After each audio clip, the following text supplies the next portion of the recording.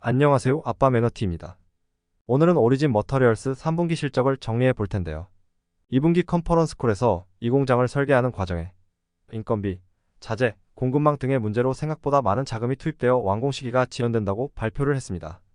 여기에 이 공장에서 당초 계획을 바꿔 FTCA를 양산하기로 계획을 변경하면서 주력 제품인 CMF와 HTC도 2028년 양산으로 밀렸고요. 이 소식으로 당시 주가가 66%가 빠졌습니다. 2분기 실적 발표 전까지만 해도 4달러대를 유지하고 있었는데 한순간에 1달러대로 떨어지고 10월에 1달러도 깨졌으며 이번 3분기 실적 발표 때 18%가 하락하여 현재는 0.882달러가 되었는데요. 3분기 실적 발표 때 어떤 소식이 있었는지 한번 살펴보겠습니다. 먼저 매출을 보겠습니다. 3분기 매출액은 7.1밀리언 달러로 2분기보다 3%, 매출이익률은 10%, 영업이익률은 37%가 증가했습니다. 매출은 크게 늘지 않았지만 매출원가나 영업이익은 개선되었는데요. 정확한 원가 절감 사유는 못 찾았지만 아마도 공장이 2분기보다 더 효율적으로 가동된 것이 아닌가 싶습니다. 영업이익이 많이 개선된 것으로 보아 비용을 많이 줄인 것 같은데요. 비용 측면에서 2분기보다 연구개발비는 10%, 마케팅 비용은 12%가 감소했습니다. 매출액 대비 비중은 2분기보다 줄어서 비용을 좀 더 효율적으로 썼다고 볼 수 있지만 아직 매출액 이상의 비용을 쓰고 있는 상황입니다. 그리고 10월부터 1공장에서 양산을 시작했다고 하는데요. 자동화 라인이 들어섰고 시향산 결과 좋은 결과를 얻었다고 합니다. 3분기까지는 본격적인 양산을 준비하는 시향산으로 봐야 되기 때문에 4분기에 본격적인 매출이 발생할 것으로 보입니다. 현재 많은 기업들이 공장을 방문하고 구매 계약을 하는 등 많은 관심을 받고 있다고 하고요. 샘플과 관련 자료들을 계속 보내고 있는 것 같아요. 그 규모가 100억 달러에 달한다고 하는데 여기에는 아직 생산도 못한 FTCA도 포함이 되어 있다고 합니다. 이제는 이 수치보다 내부 역량이 얼마나 좋아지냐를 더 집중해야 될 것 같습니다.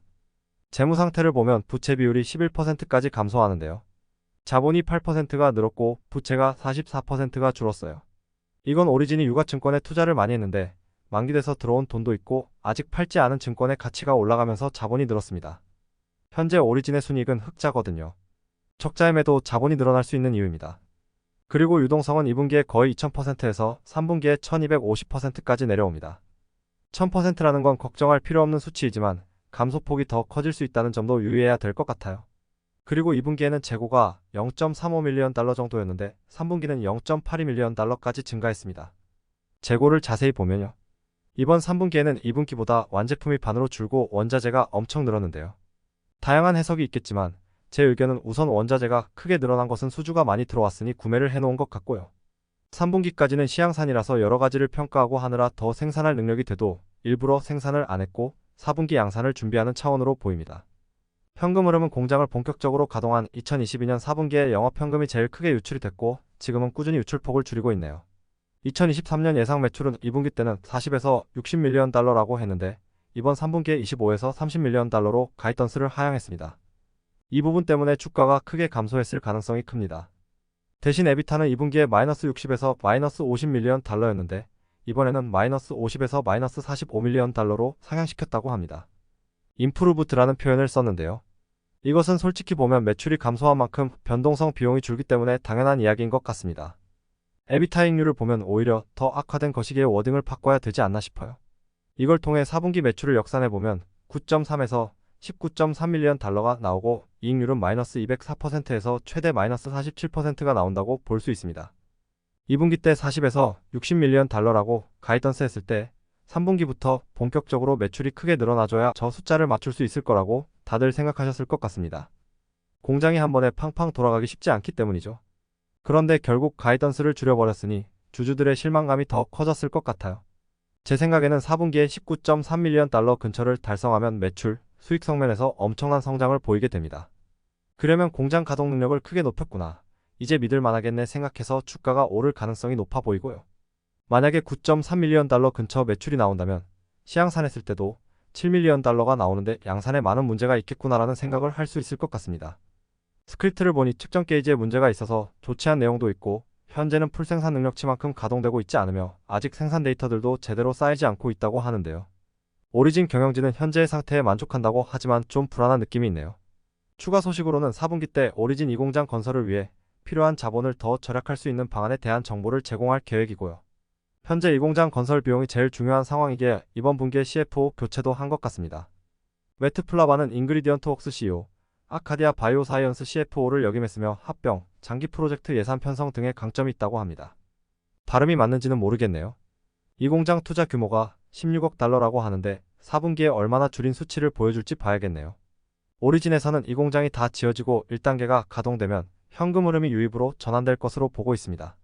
그리고 미국 국방부의 바이오메이드로부터 자금 지원을 받았다고 합니다.